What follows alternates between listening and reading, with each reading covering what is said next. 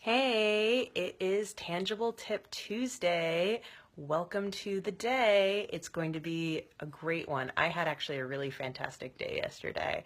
And I am super, super pumped to share with you what I'm talking about today because I got this question last night from one of my clients, and I thought it would be powerful to share with all of you what was coming up for her and what we were talking about and what you can do about it for yourself. Um, I think a lot of people get nervous about the idea of networking, and I talk a lot about the importance of networking all the time. And, you know, networking is such a critical part of what we do in order to find careers. Like it's a lot easier, right, than creating, than applying for jobs all the time, but people are nervous about it. And people are particularly nervous, and this was my client last night, about, well, if I don't know what I want to do yet, then what do I talk to networking contacts for? Shouldn't I not be networking in that case? Well, honestly, like networking is a gathering of information phase all the time. Like I don't go into every meeting knowing exactly what I want and making a request. Plus, networking is not meant to be like help me get a job kind of thing. Instead, networking is really about gathering information about what is it that you might want to do and who does that person know that might be able to help you get that information, and what does that person know personally that can help you get that information. So not knowing what you want to do is actually kind of a relief in some ways, because all you need to do is show up and say, you know what? I'm exploring different options right now. I want a new career and I want to figure out what's the best fit before I start making a jump into anything.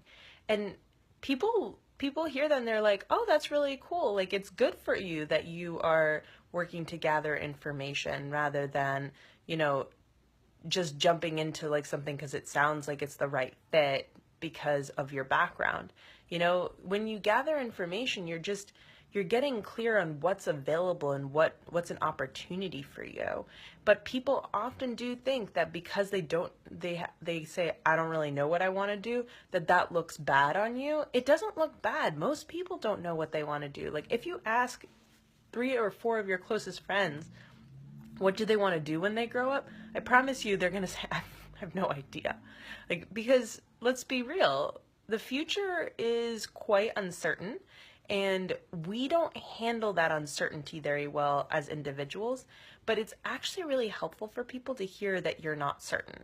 Like we're not certain about our significant others and whether they're going to stick around.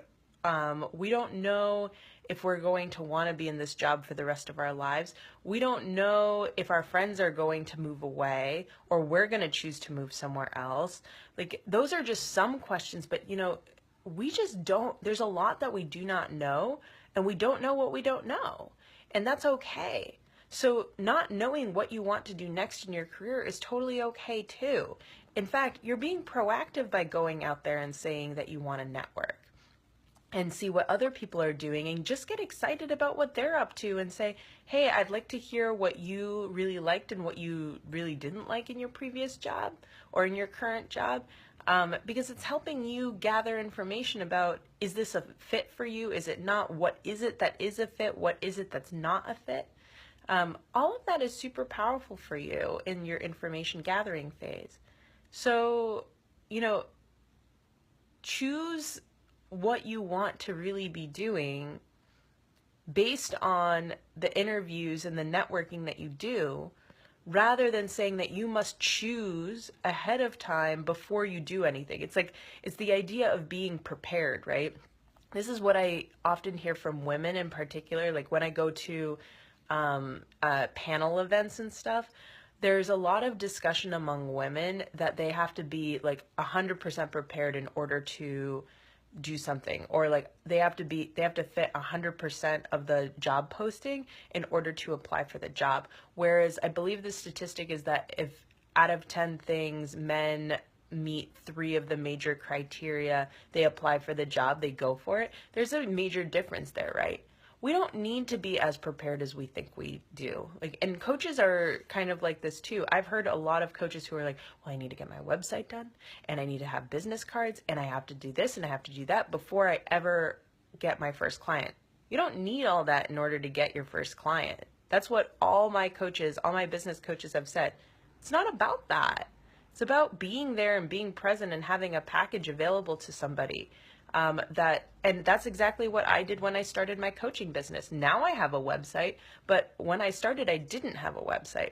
So let go of the need to be prepared and trust that you're prepared as it is. And all you need to do is start asking the questions to figure out what it is that you want to do. Get curious about what you want to do. Get curious about the people you're networking with. So I'd love to hear from you about this. This is like a big part of what I've been up to lately with my clients. And if you'd like to join me, tomorrow I'm doing my webinar. It's Wednesday, July 19th at noon. I'd love, love, love to have you there. It's about unlocking your income potential. And I can't wait to see what you create. Love you guys. Bye.